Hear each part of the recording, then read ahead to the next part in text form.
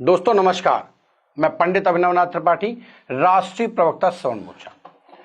दोस्तों 2014 से लेकर लगातार हम न जाने कितनी बार भारतीय जनता पार्टी के नेताओं के मुंह से सुन चुके हैं हिंदू खतरे में।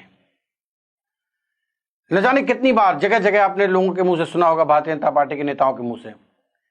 दोस्तों आपने कभी सोचा है ये हिंदू खतरे में अगर है तो कोई ऐसी योजना बनाई गई जिससे हिंदू खतरे से बाहर निकल आए? सरकार तो 2014 से लगातार देश में भारतीय जनता पार्टी की है, तो कोई कार्य योजना ऐसी बनाई जा रही होगी जिससे ये हिंदू खतरे से बाहर निकल आए?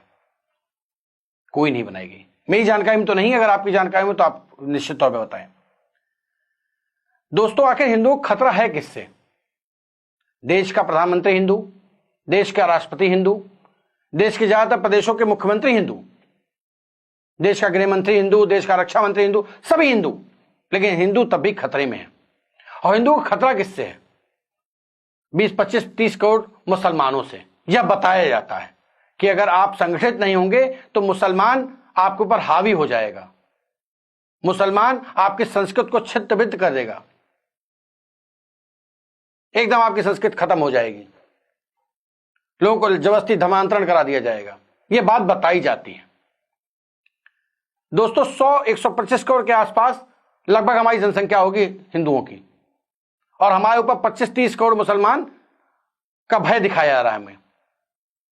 दोस्तों खुद आप स्वयं सोचिए कि करीब 10-12 करोड़ ब्राह्मण है जो बताया जाता है, करीब 8-10 करोड़ ठाकुर है जो बताया जाता है, 20 से 25 करोड़ बैकवर्ड है, इसी के आसपास 2-4-5 करोड़ ज्यादा एससी है। यह बताया जाता है, जगह जगह पे इसके बारे में लोग बताते हैं।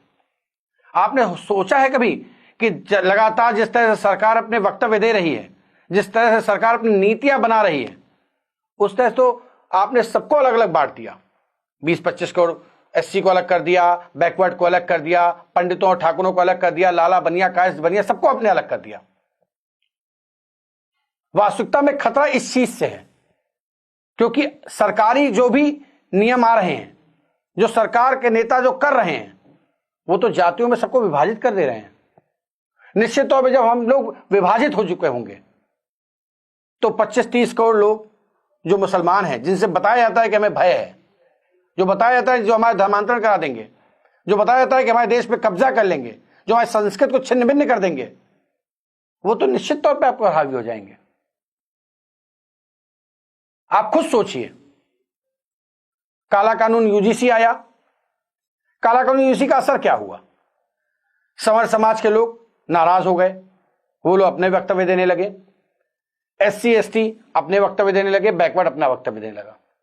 समाज टूट सा गया, पूरा समाज विखंडित हो गया। इसमें फायदा किसका हुआ? मुस्लिम का या नहीं?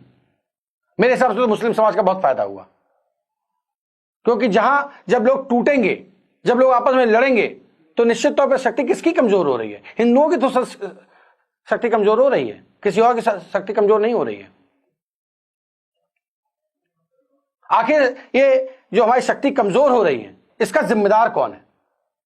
क्या किसी मुस्लिम नेता ने यह बात कानून लाया है?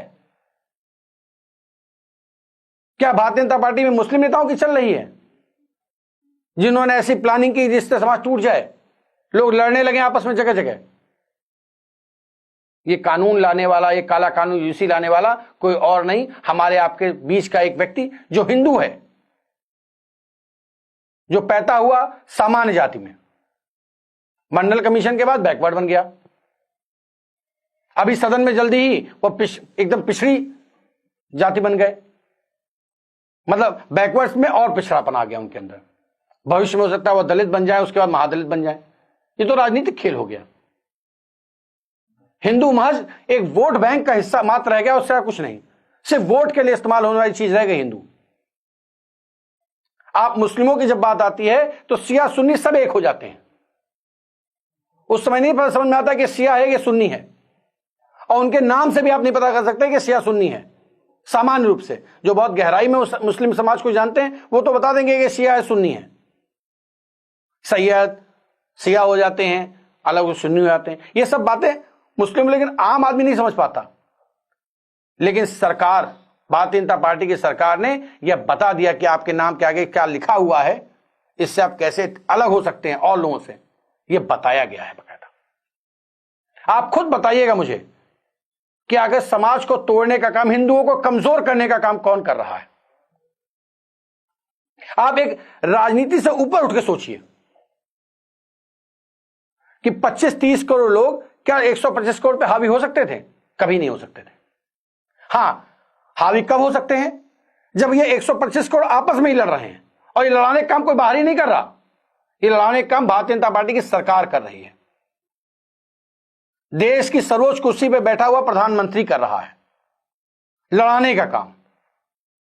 वो भरे मंच से जब बताता है कि मैं बैकवर्ड समाज से आता हूं, जो भरे मंच से बताता है कि मैं अति बैकवर्ड समाज से आता हूं, वो अपने आप को सिर्फ हिंदू नहीं बताता, हिंदू से अलग भी हटके बताता है।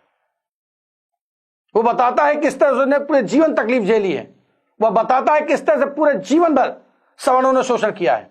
यह बात वो मंच से बताता है, जिसका खामियाजा है कि हिंदू बट गया है। वास्तविकता में आज हिंदू खतरे में है, क्योंकि हिंदू ही आपस में हिंदू से लड़ रहा है। आप खुद बताइए, मैं गलत बात कह रहा हूं ये कहीं कि क्या 25-30 करोड़ लोग जिनके पास देश की किसी भी महत्वपूर्ण कुर्सी पर उनका कब्जा नहीं है, हर महत्वपूर्ण कुर्सी पर हिंदू बैठा हुआ है, प्रधानमंत्री से लेकर नीचे तक, लेकिन उसके बावजूद हिंदू खतरे में। यह बात बताई किसने है? भारतीय जनता पार्टी की सरकार ने।